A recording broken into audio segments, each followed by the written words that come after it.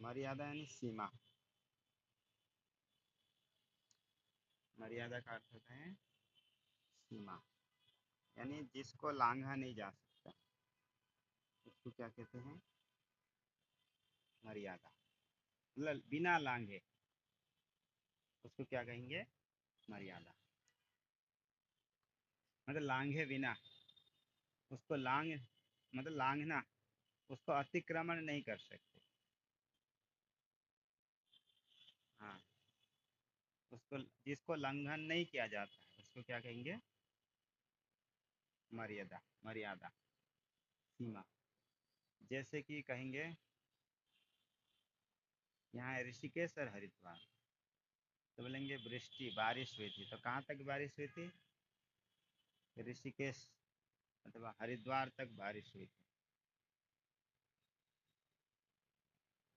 यहाँ से लेकर के हरिद्वार तक बारिश, ऐसे कह सकते। ऐसे कहेंगे तो इसका दो अर्थ हो सकता है कि यहाँ से ऋषिकेश से हरिद्वार तक बारिश हुई थी का अर्थ हो सकता है कि पूरे हरिद्वार को लेकर के भी हो सकता है, अथवा हरिद्वार के सीमा जहाँ प्रारंभ हो रहे हैं वहाँ से पहले, ऐसे प्रयोग कर सकते हैं। जैसे कहेंगे कि एक से लेकर के पाँच तक कहेंगे। पाँच तक का अर्थ होगा पाँच को भी साथ में ले सकते हैं, अथवा चार तक को भी क्या कह सकते हैं? एक से पाँच तक कहेंगे तो दोनों प्रकार से अर्थ हो सकता है। तो जब मर्यादा अर्थ में आंग प्रयोग होगा, तब जैसे कि यहाँ से कहेंगे कि हरिद्वार तक बारिश हुई है, तो कहेंगे तो हरिद्वार में बारिश नहीं होगी, यानी ऋषिकेश की सीमा तक ही बारिश है, यानी हरिद्वार जहाँ पर शुरू हो रहे हैं उससे पहले तक। और अभिविधि अर्थ में कहेंगे आंग, तो यहाँ से हरिद्वार तक बारिश हुई है, यानी हरिद्वार में भी वृष्टि हुई है, बारिश हुई। ऐसे दोनों प्रकार से ये। तो मर्यादा जब सीमा लांघा नहीं जा सकता, और अभिविधि में जहाँ पर उसको ले करके साथ साथ में ले करके, और मर्यादा अर्थ में उसको छोड़कर, मर्यादा में छोड़कर यानी त्याग करके। ऋषि हरिद्वार तक बारिश हुआ है मतलब हरिद्वार को छोड़ करके ऋषिकेश की सीमा तक बारिश हुई, ये मर्यादा अर्थ। और अभिविधि अर्थ में हरिद्वार तक बारिश हुई है, यानी हरिद्वार में भी बारिश हुई। ये दो प्रकार से मर्यादा और अभिविधि। तो कितने अर्थ में हो गए? सदर्थे, क्रिया योगे, मर्यादा, अभिविधि। ये किसने अंश में कौन होता है?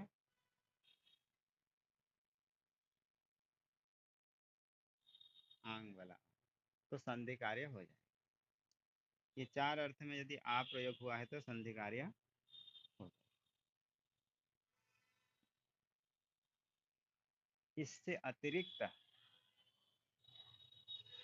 यदि है, जैसे कि वाक्य और स्मरण दोनों अर्थ, तो वो आंग से भिन्न वाला होगी तो उसके प्रगृह संज्ञा होगी। प्रगृह संज्ञा होने से संधि कार्य नहीं। तो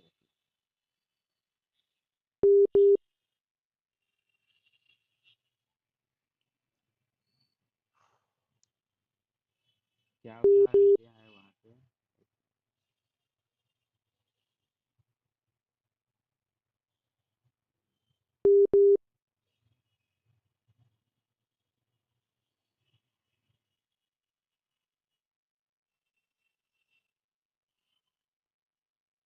आ उष्णम ओष्णम, आ एवं न मन्यसे किलम तत्, ये सब हुआ दिया।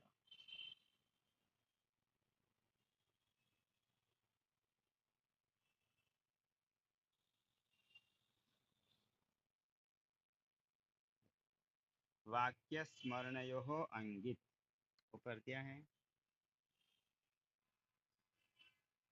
21 पृष्ठ। वाक्य और स्मरण अर्थ से भिन्न अर्थ में गीत से भिन्न वाला होगा। जैसे कि आ एवं नु मन्यसे, इस प्रकार से आ एवं नु मन्यसे, ये वाक्य, इस वाक्य में आ और एवं में संधि कार्य होना चाहिए।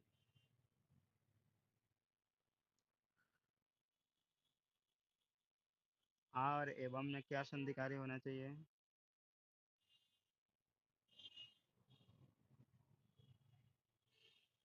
आ आगे एवं क्या सूत्र लगना चाहिए?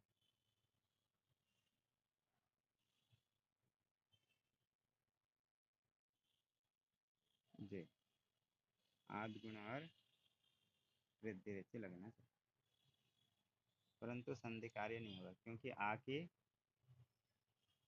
प्रक्रिया संज्ञा है, प्लुत प्रक्रिया अचिनित्यम से प्रकृति, प्रक्रिया होने के बाद प्लुत प्रक्रिया अचिनित्यम से प्रकृति भाव होगी तो कोई भी संधि कार्य नहीं। मतलब ये वाक्य अर्थ में क्या वाक्य है? आ एवं नो मन्यसे, आ एवं नु मन्यसे, ये वाक्य क्या अर्थ इसका दे दिया है टिप्पणी में। त्वम एवं उक्त प्रकारेण मन्यसे, तुम ऐसे मानते हो। आ एवं नु मन्यसे, तुम ऐसे मानते हो, इस प्रकार के वाक्य प्रयोग कर। तो वाक्य प्रयोग में यहाँ पर आ और एवं में संधि कार्य नहीं। संधि कार्य निषेध करने वाला कौन हुआ?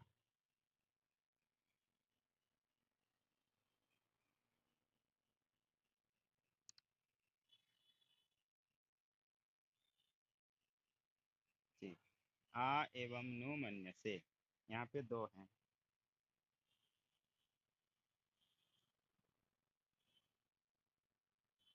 आ प्लस एवं, इन दोनों में संधि कार्य होना चाहिए। आदि गुण वृद्धि रेचि,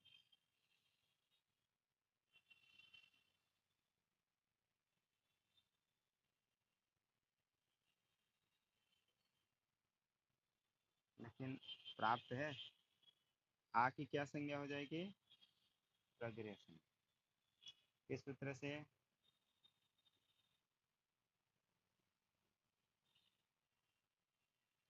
निपात एकाजन, निपात एकाजन से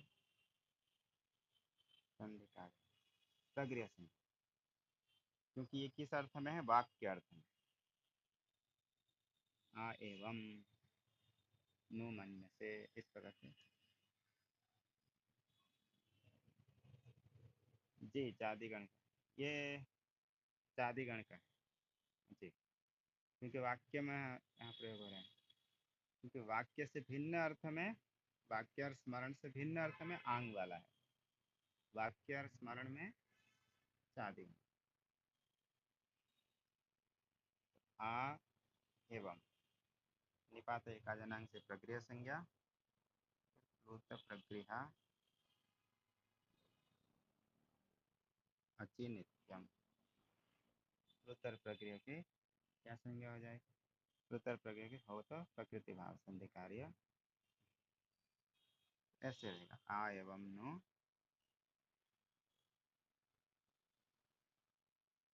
मन्य से।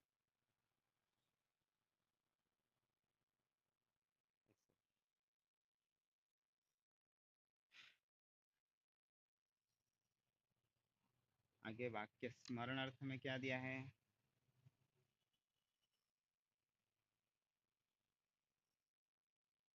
किल तत्, आ एवं किल तत्,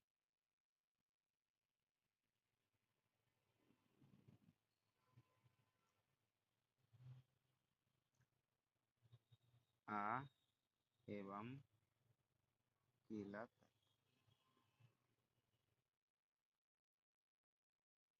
ये स्मरण अर्थ में, यह ऐसा था, पहले आए थे कभी देखे थे तो ये पहले ऐसा था, इस प्रकार के स्मरण कर। आ एवं किलम किल तत्, तो यहाँ वाक्य स्मरण कर रहे हैं। स्मरण होने के कारण यहाँ पे ये आ जो है चादि गण वाला है। चादि गण वाला होने से निपात एकाजन से प्रगृह संज्ञा, प्लुत प्रगृह से प्रकृति, तो संधि कार्य नहीं हुआ किसमें, आ एवं। समझ में आ गया।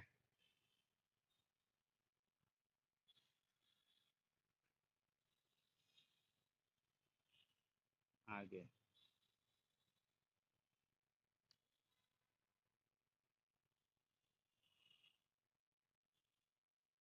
उदाहरण क्या है आगे।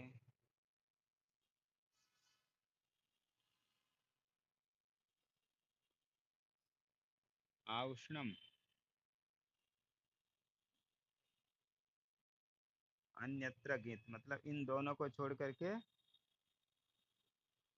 गीत, मतलब आंग वाला, गीत यानी आंग का, ऐसे समझ। निशा जी समझ में आ रहा है।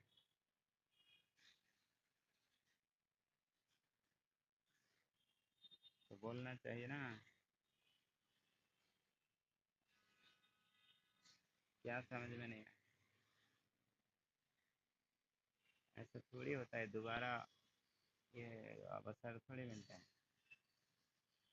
लाइव ही वर्तमान समझना चाहिए, बाद में परिश्रम करना चाहिए, फिर नहीं हुआ तो रिकॉर्डिंग।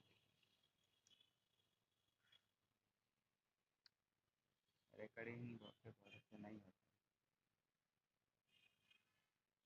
कि दोबारा पढ़ना है क्या फिर।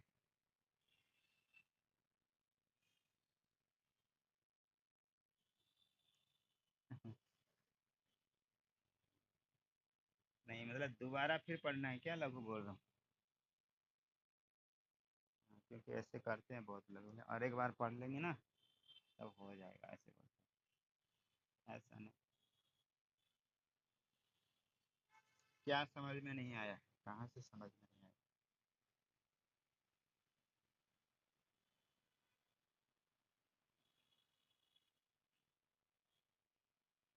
सूत्र समझ में आया, निपात एका जनांग, कि पहले से कहाँ से अटक गए हैं।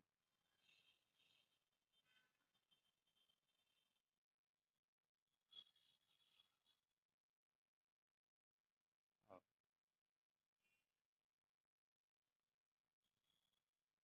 अच्छा। तो फिर इतने दिन से नहीं सुन रहे हैं पाठ। नहीं रिकॉर्डिंग रिकॉर्डिंग नहीं सुन रहे।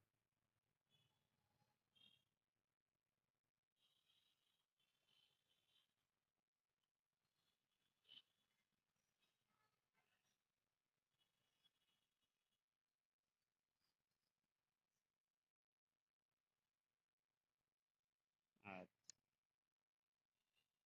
ठीक, आगे।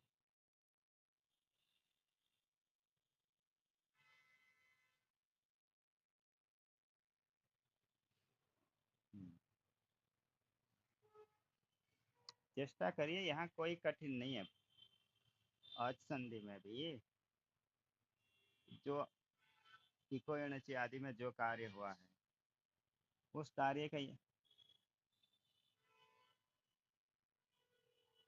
दो तीन दो तीन सूत्र का ही ज्यादा संपर्क है। आदगुणा वृद्धि रेचि, इन दो सूत्र को क्लियर करेंगे तो हो जाएगा। एचो एवायवा इंगा प्रदान दति, चार सूत्र सभी जगह लगभग लग रहे हैं।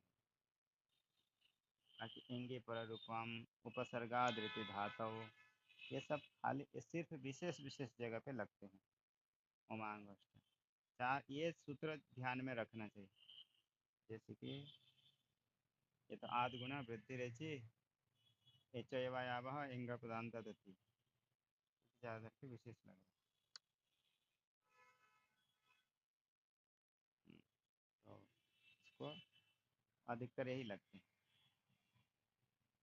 आगे यहाँ भी चेष्टा करिए, हो जाएगा। जैसे कि प्रगृह संज्ञा कर रहे हैं, प्रगृह संज्ञा करते हैं, प्रगृह संज्ञा का क्या प्रयोजन है? प्लुत प्रगृह अचि नित्यम। यदि हम कहीं किसी का प्रगृह संज्ञा कर रहे हैं तो प्रगृह संज्ञा के बाद यदि अच हो तो संधि कार्य नहीं होता। यही चल रहा है। तो अभी उसी का ही प्रकरण है प्रगृह संज्ञा। अन्यत्र आंग, अन्यत्र गीत। वाक्य और स्मरण को छोड़ देंगे तो अन्य स्थान पर क्या है?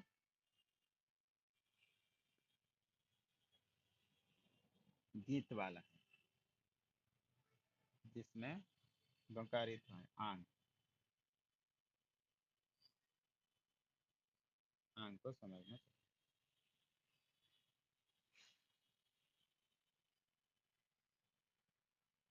आगे क्या दिया? ईशादोष्णम ओष्णम। ईशत, ईशत, ईशत ओष्णम। अच्छा, आ ईशादोष्णम, आ ईशत ओष्णम इति उष्णम। ऐसा ओष्णम। अच्छा, तो इसको ऊपर कर दे। आ ईशत उष्णम इति ओष्णम। ऐसे इति ओष्णम। ये आ है, ये किस अर्थ में आया है? ईशत अर्थ। आ का अर्थ क्या है यहाँ पे? ईशत अर्थ, इसीलिए दे दिया ईशत। लेकिन संधि करते समय कैसे होगा? आ प्लस उष्णम। मतलब ये जो आ आया है, किसका आ है? किस अर्थ में आया है?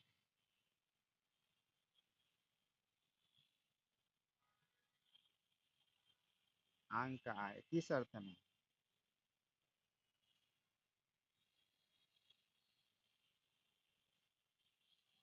हाँ, वही पूछ रहे हैं, ईशद अर्थ। ईशद वाला है इसलिए आंग। आंग होने से संधि कार्य हो जाएगा। संधि कार्य हो तो क्या सूत्र लगा? आगे उष्णम। गीत स्मिता माता जी बोलिए, क्या सूत्र लगा? आगे उष्णम।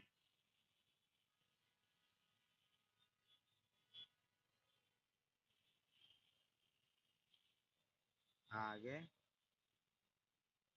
उष्णम। क्या लगेगा? हाथ गुणा है, हाथ गुणा हाँ।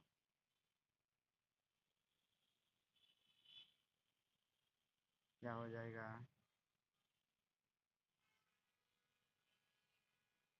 हाँ, और ऊ को ओ। वो हो गया आगे उष्णम।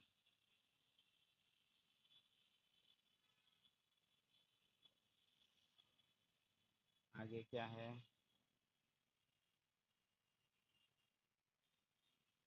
हाँ, पूरा हो गया।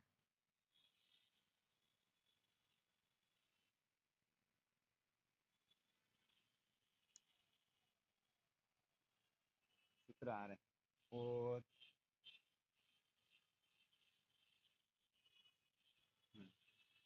उदंत निपात प्रगृह स्यात्। ओकारांत प्रगृह, निपात की क्या संज्ञा हो जाएगी? प्रगृह। जैसे मानिए कोई निपात चादि गण आदि में आया है, इसका अंतिम वर्ण क्या होगा? ओ। जैसे कि अहो, उता हो, ये जो शब्द आए, इनके अंतिम वर्ण क्या है? ओकार, तो ओ अंतिम में होते इसको क्या कहेंगे? ओदंत। ओ यानी ओकार अंतिम में होते हुए कहेंगे ओदंत। ओदंत निपात की क्या संज्ञा होगी? प्रगृह संज्ञा। पूर्व सूत्र से अनुवृत्ति आ रही इरुद्ध द्विवचनम प्रगृहम। एक एक 11, एक एक 15, वहां से प्रगृह की प्रगृहम की अनुवृत्ति आ रही है। ओत प्रगृहम, अदंत निपात, निपात की प्रगृह संज्ञा। और वहां से निपात अनुवृत्ति आ जाएगी, निपात एकाजनांश। ओत निपात प्रगृहम, सूत्र क्या हो जाएगा? ओदंत निपात की प्रगृह। जैसे अहो ईसा, अहो प्लस ईसा, ऐसे है कि दूसरे वाला सा? अहो ईसा, ईसा क्या सूत्र प्राप्त है?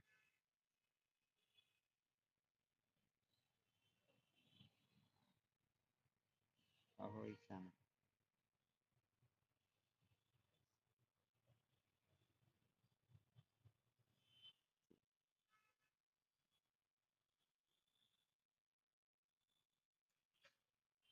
जी, उसको बात करेगा कौन?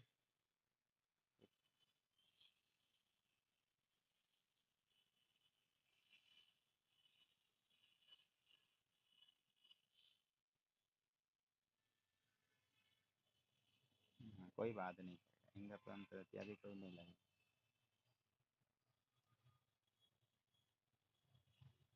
क्या सूत्र लगेगा? ओत, उदंत निपात की। जैसे अहो ये चादी गण में आता है, तो उसकी निपात संज्ञा, निपात होने से उसकी निपात हो गए, फिर ओत सूत्र से प्रगृह संज्ञा। चादी गण में आने से इसकी निपात संज्ञा, फिर ओत सूत्र से प्रगृह संज्ञा। प्रगृह से परे अच हो तो क्या सूत्र लगेगा? प्लुत प्रगृह अच्छी मिथ्या, सूत्र से प्रकृति हो गया। तो संधि कार्य होगा नहीं? अहो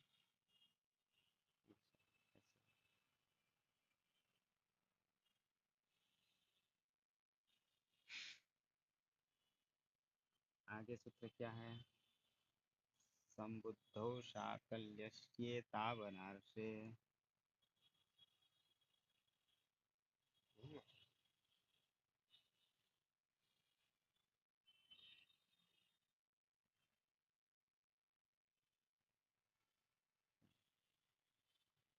संबुद्धौ साकल्यस्य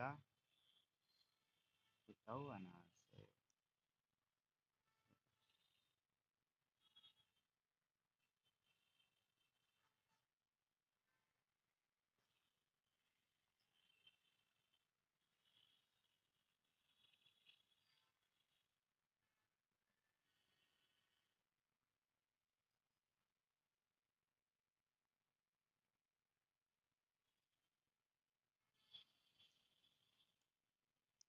हितौ प्लस अनार्षे,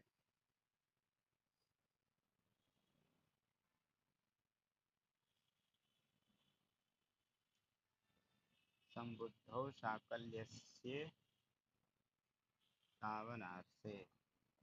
क्या सूत्र लगा यहाँ पे?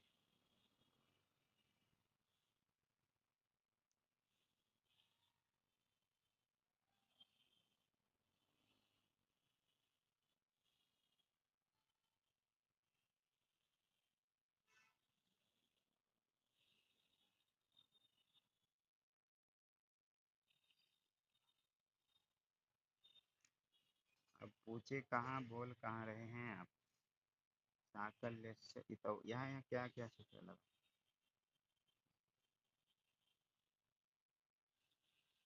इसमें बताइए, इसमें क्या सूत्र लगा? साकल्यस्य हितौ, क्या सूत्र लगा?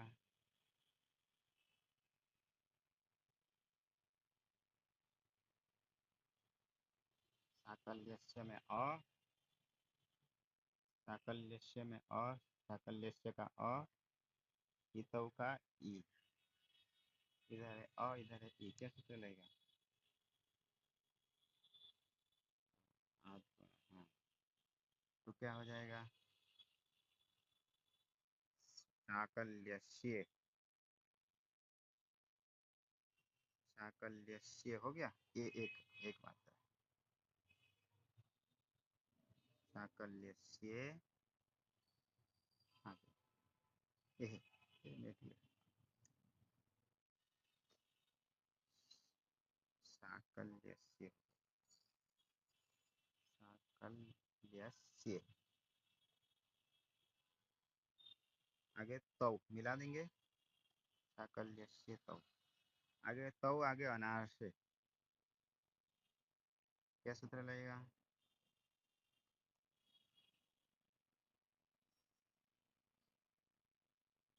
तव अनार से,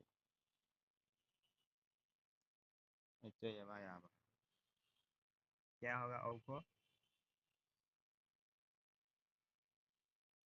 आब होगा, आब, तो साकल्यस्य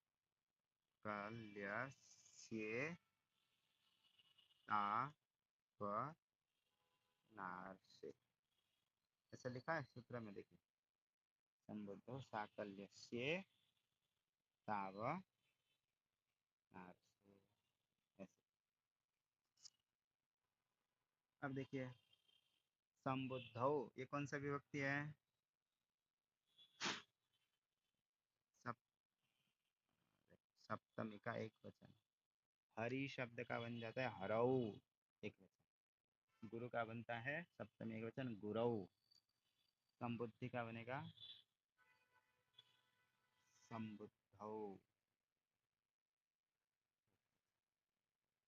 संबुद्धौ। शाकल्यस्य, ये कौन सा विभक्ति है? षष्ठी। देखो, संबुद्धि का सप्तमी एक वचन में क्या बना? संबुद्धौ। इसी प्रकार इति का सप्तमी में क्या बनेगा? हितौ, सप्तमी एक, हितौ। अनार से, रामे जैसा, ये भी सप्तमी वचन।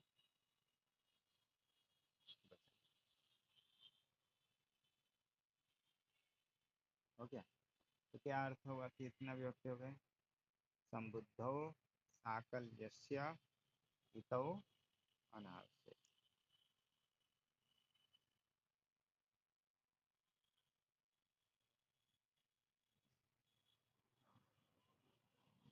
तो क्या अर्थ होगा? संबुद्धौ, अपनी संबुद्धि में, अथवा संबुद्धि निमित्तक, निमित्त अर्थ में सप्तमी, संबुद्धि निमित्तक, ठीक है। ओकारो, पूर्व सूत्र से अनुवृत्ति है ओ।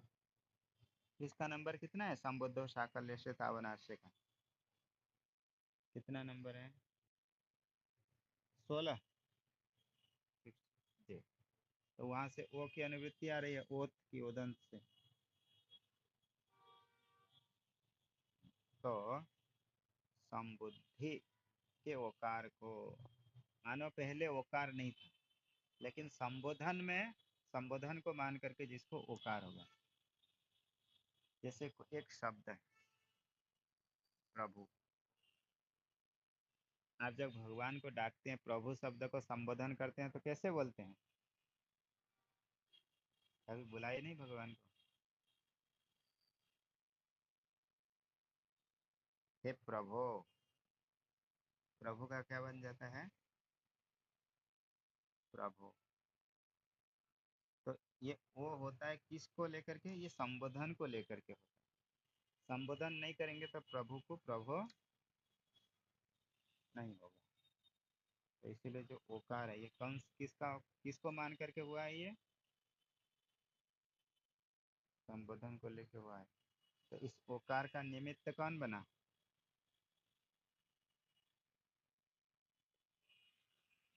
वही संबोधन, संबुद्धि या संबोधन निमित्त बना। तो देखो संबुद्धि निमित्तक हुआ कौन? ओकार। तो संबुद्धि निमित्तक ओकार, उस ओकार की क्या संज्ञा हो जाएगी? प्रगृह संज्ञा। जो पहले वो नहीं था, वो आदि था, लेकिन संबोधन को मान करके क्या हो गया है? ओ। ऐसे ओकार की क्या संज्ञा होगी? प्रगृह संज्ञा। लेकिन उसके लिए निमित्त क्या चाहिए? इतौ। ये किसके ये किसके सप्तमी है? इति का। तो इतौ अर्थात इति शब्द पर में हो। तो जैसे प्रभो लिखे हैं, आगे इति, तो इति शब्द पर में हो। तो लेकिन वो इति शब्द कैसा होना चाहिए? अनार्से, आर्ष नहीं होना चाहिए, वैदिक नहीं होना चाहिए। जैसे अभी हम इति शब्द बोलेंगे प्रभो इति, तो ये कोई इति शब्द वैदिक शब्द नहीं। यदि वेद में लिखा है इति शब्द तो उसको क्या कहेंगे? वैदिक इति शब्द। अनार्ष्य मतलब अवैदिक। आर्ष यानी वैदिक। आर्ष का अर्थ होता है वैदिक। अनार्ष यानी अवैदिक। उसके सप्तमी में अवैदिक के, अर्थात अवैदिक इति शब्द पर में, वेद से भिन्न इति शब्द पर में हो तो जो ओकार संबुद्धि को मान को हुआ है, मानकर हुआ है, उसकी क्या संज्ञा हो जाएगी? प्रगृह संज्ञा। प्रगृह संज्ञा होगा। जैसे कि प्रभो इति, ऐसे कहिए। तो पहले प्रभु था, संबोधन में प्रभु हुआ, पर में इति शब्द है, तो प्रभु में जो ओ है उसकी क्या संज्ञा होगी? प्रगृह संज्ञा। प्रगृह संज्ञा होने से क्या होगा?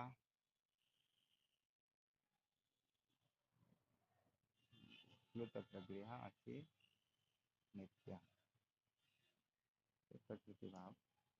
तो प्रभु इति ऐसे ऐसे रहेगा प्रभु इति। लेकिन ये जो प्रगृह संज्ञा होगा, पाणिनि जी के अनुसार नहीं होगा, शाकल्य ऋषि के अनुसार। इसके सूत्र में क्या कहा? शाकल्यस्य। तो शाकल्य ऋषि के अनुसार तो प्रगृह संज्ञा होने से कोई भी संधि कार्य नहीं होगा। पाणिनि जी के अनुसार प्रगृह संज्ञा होगी? नहीं होगी।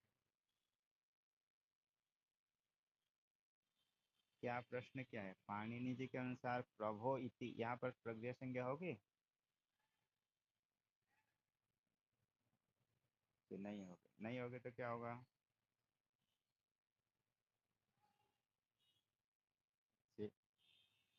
संधि कार्य, संधि कार्य होगा तो एचो यवा या होगा। तो देखो ओ को क्या हो जाएगा? अब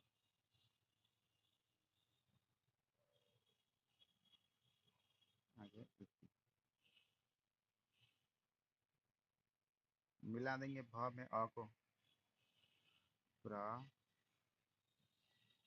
भ, आगे व, आगे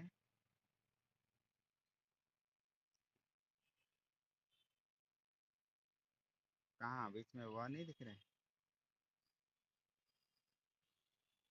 प्र भ में व, आगे इति। अ से परे कौन दिख रहा है?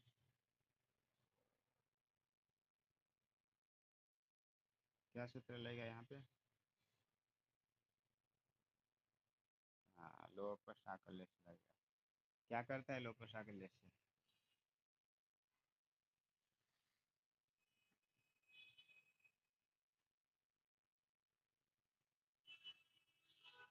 आगे नहीं, अभी देखो पहले लोह पर साकल्य से बोलिए।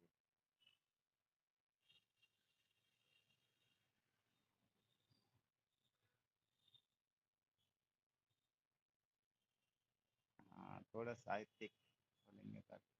अवर्ण पूर्वक, अवर्ण पूर्व में है ऐसे पदांत यकार अथवा वकार का लोप होता है। पर में क्या होना चाहिए? अश। तो शाकल्य ऋषि के अनुसार, वो भी शाकल्य ऋषि के अनुसार ही होगा लोप। लोपः शाकल्यस्य, शाकल्य के उनके शाकल्य ऋषि के अनुसार अवर्ण पूर्व में है ऐसे पदांत य और व का लोप हो जाएगा। पर में क्या चाहिए? अश। अश पर में है तो लोप हो जाएगा व। तो क्या लिखेंगे? प्र, एक बार लोप होगा एक बार नहीं होगा विकल्प से। तो प्रभ, आगे क्या है?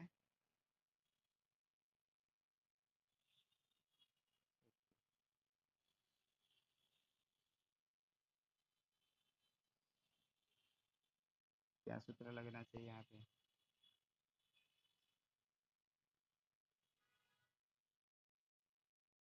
आध गुणा लगना चाहिए लेकिन नहीं लगेगा। क्यों नहीं लगेगा?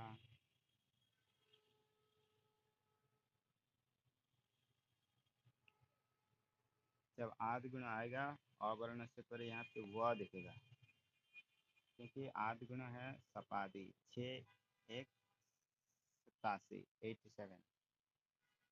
लोपा शाकल्य से कितना है? 8 3 19। लोपा शाकल्य से है 8 3 19। तो वो त्रिपादी है तो उसके कार्य असिद्ध दिखेगा। आठ गुणा की दृष्टि से उसके कार्य असिद्ध दिखने से क्या दिखेगा यहाँ पर? वह। अवर्ण से परे वह दिखने पर संधि कार्य होगा नहीं। तो प्र भ इति, जब लोप नहीं होगा तो वह में ई मिला देंगे। प्र भ इति, ये बन गया एक रूप। प्रभविति बन गया स्वरूप।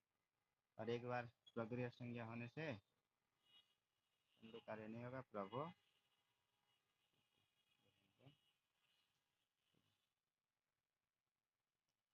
इसमें विष्णु इति, विष्णु आगे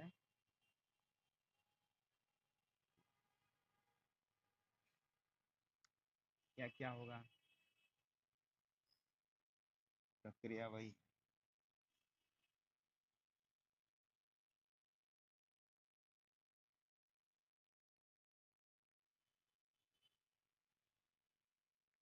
एक बार तो संधि कार्य नहीं होगा। प्रक्रिया संबद्धो शाकल्य से तावनार से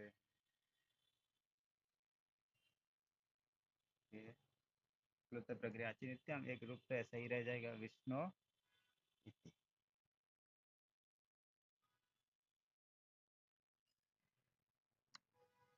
और एक पक्ष में देखिए विष्णु इति एच अब वकार का लोप, लोप शाकल्य से विष्णु इति, दो रूप हो गया। एक पक्ष में व का लोप नहीं होगा तो मिल जाएगा विष्णु इति।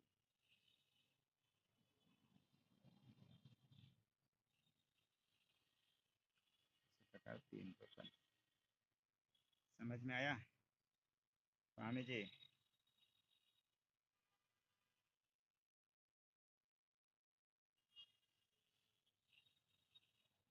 तीन रूप बन जाएगा ऐसे।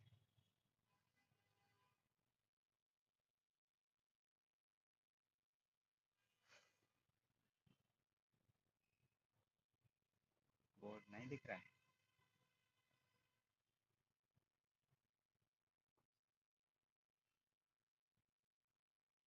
आगे क्या सूत्र है? मय उय वो वा,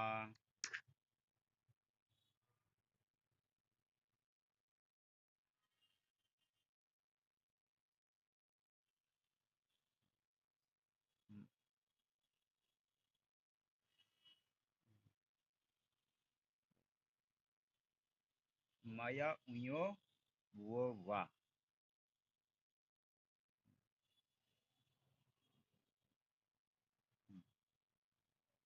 एक है मय,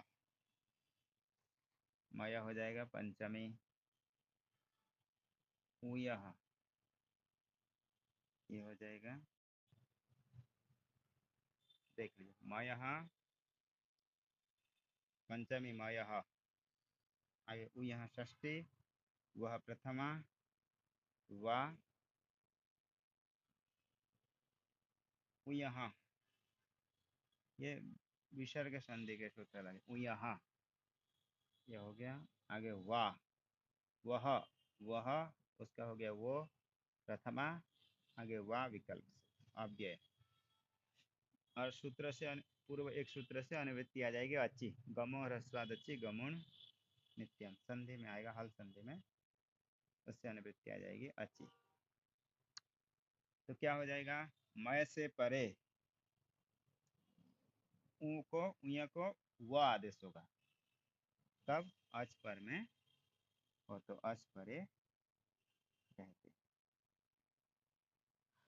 क्या उदाहरण दिया था कि मुक्तम,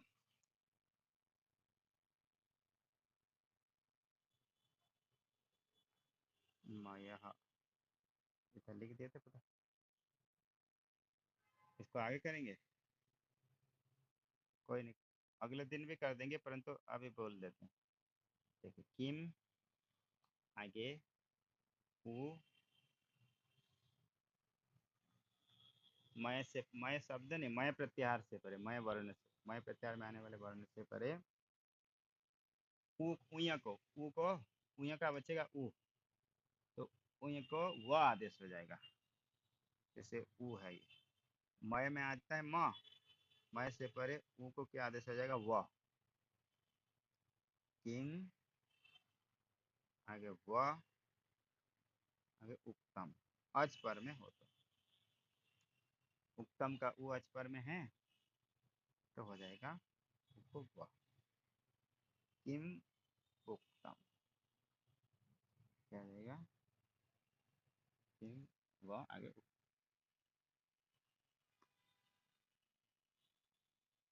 तो आगे